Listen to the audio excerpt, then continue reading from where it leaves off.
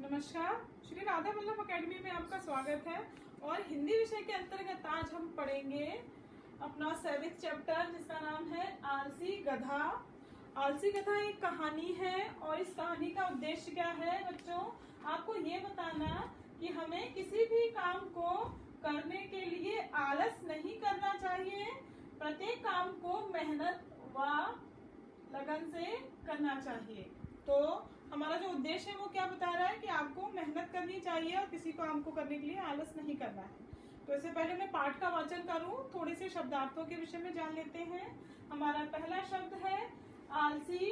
आलसी इसका अर्थ है जिसको हर काम में सुस्ती आती है। आलस क्या होता है, यानी जब आप घर में कोई काम होता है, मम्मा करने के लिए बोलती है, पढ़ने के लिए किस तो क्या मम्मा ठीक है बाद में पढ़ लेंगे, या मम्मा बोलेगी बेटा ये चीज यहाँ से अरे आप अपने आप ले लो। तो ये क्या है, ये आलस है।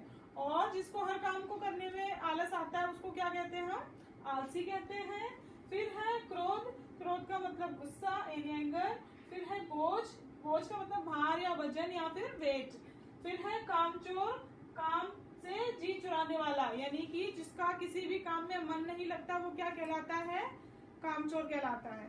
अब मैं जो हमारी कहानी है उसका वाचन कर रही हूँ, आप लोग अपनी बुक्स लेकर आ जाइए और ध्यान से कहानी को सुनिएगा और बाद में बताना कि इस कहानी से हमको क्या शिक्षा मिलती है। ठीक है, तो हमारा चैप्टर कौन सा है, 7th है आलसी गधा। एक व्यापारी के पास एक गधा था। वह गधा बहुत आलसी तथा चालाक था। एक दिन उसके मालिक ने बाजार जाकर कुछ नमक बेचने की सोची। वह अपने गधे की पीठ पर नमक का एक बोरा रखकर बाजार की ओर चल पड़ा। जैसे ही वे दोनों रास्ते में एक नदी को पार करने लगे, अचानक गधे का पैर फिसल गया और वह नदी में गिर पड़ा। गधे को तो चोट नहीं लगी, पर खड़े होने पर उसे ऐसा लगा कि उसकी पीठ पर रखे बोरे का बोझ कम हो गया है, यानी नमक के बोरे का बोझ कम हो गया है। तो जो हमारी कहानी है उसमें क्या है, एक व्यापारी, उस व्यापारी के पास में एक गधा है और व्यापारी जो है वो नमक का व्यापार करता है। तो वो क्या करता है कि जो नमक लेकर व्यापार करने की सोचता है, और तो वो उस नमक के बोरे को गधे के ऊपर रखता है और नदी की दूसरी तरफ जाने लगता है। जैसे ही जो गधा है वो नदी के बीच में पहुंचता है या नदी के पास पहुंचता है तो वो फिसल जाता है। तो क्या लगता है कि जो नमक था वो नदी में बह गया। जब नदी में नमक बह जाता है तो क्या होता है, जो उसकी पीठ पर रखा हुआ वजन कम हो जाता है, यानी गधे को क्या फील होने लगता है कि भैया अब वजन तो कम हो गया है। दूसरे दिन गधा फिर से नमक का बोरा लेकर चल दिया। अब वह जानता था कि उसको क्या करना है। गधे को अब अपनी पीठ पर लदा बोझ कम करना था।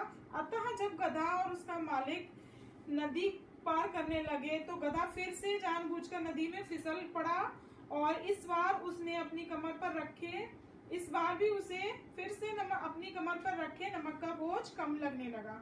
उसने सोचा यह ठीक हुआ, यानी कि जब सेकंड टाइम पे गधा जो है वो क्या करता है, फिर से जानबूझ के फिसल जाता है, क्योंकि उसको पता था कि मुझे फिर से मैं गिरा दूंगी तो क्या होगा, फिर से नमक का बोरा गिरा दूंगा तो मेरे को जो है मेरी पीठ पर वजन कम हो जाएगा।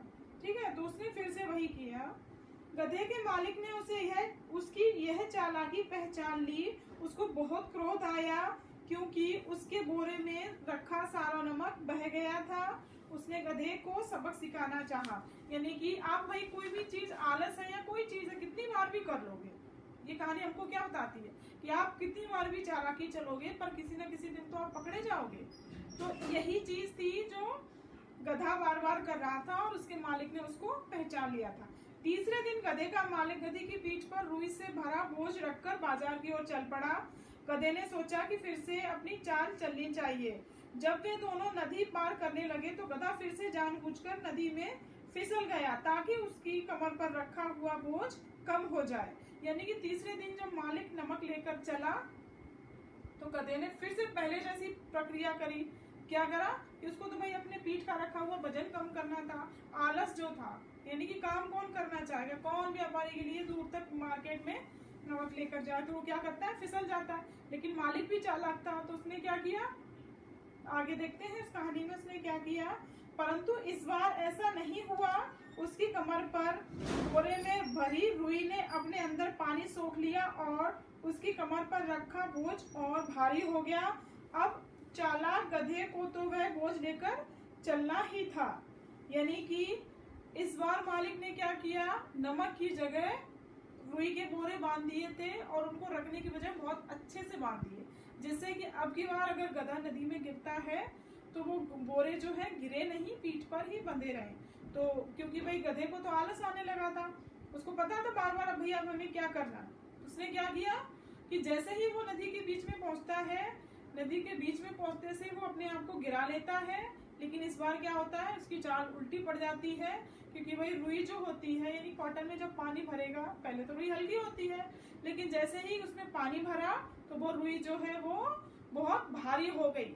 और क्योंकि मालिक ने उसको बहुत जोर से बांध दिया था अच्छे से कस के, तो वो गिरी नहीं, उसके पीठ पर ही बंधी रही। परंतु अब गधे को समझ में आ गया कि यदि हम चालाकी करके काम को टालते हैं तो हमको पहले से भी और अधिक परेशानी या संकट में फंस सकते हैं।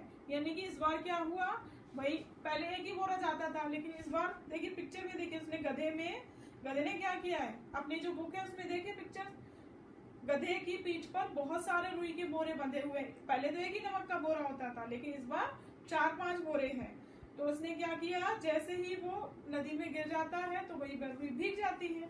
रुई भीग गई तो जो है क्या होता है कि रुई भीग कर भारी हो गई तो भाई क्योंकि वो बंधी हुई है तो गिरेगी नहीं। तो उसको समझ में आ गया कि मेरी चालाकी तो अब धरी की धरी रह गई। इसीलिए बच्चों इस कहानी से हमको क्या शिक्षा मिलती है कि हमको कोई भी काम मेहनत व लगन से करना चाहिए, है ना, और किसी भी काम को आलस नहीं करना चाहिए। यानी जिस काम को आप आलस में टालते रहेंगे, यानी कि जो आपको होमवर्क भेजा जाता है, यानी आपको कोई होमवर्क जो भेजा जा रहा है आप नहीं कर रहे, क्या हो रहा है, कुछ नहीं, पेंडिंग हो रहा है आपका सारा वर्क, आपको करना ही पड़ेगा। जब हमारे स्कूल खुलेंगे तब आपको वो होमवर्क चेक करके करवाना पड़ेगा, तो आपको क्या करोगे, फिर दिन रात लिखना पड़ेगा, क्योंकि भाई टीचर तो आप पे रहम नहीं करेगी, उसको तो वर्क चाहिए। तो इस कहानी से हमें यही शिक्षा मिलती है कि जो हमारा काम है उसको समय पर करना चाहिए और आलस नहीं करना चाहिए। मुझे लगता है आपको कहानी समझ में आ गई होगी और आगे से आप लोग भी आलस नहीं करेंगे और अपना सारा वर्क करेंगे और उसकी फोटो ग्रुप में भेजेंगे। ठीक है, तो आज के लिए हमारा बस इतना ही है। मैं अपनी कहानी को यहीं पर खत्म करती हूँ। नमस्कार।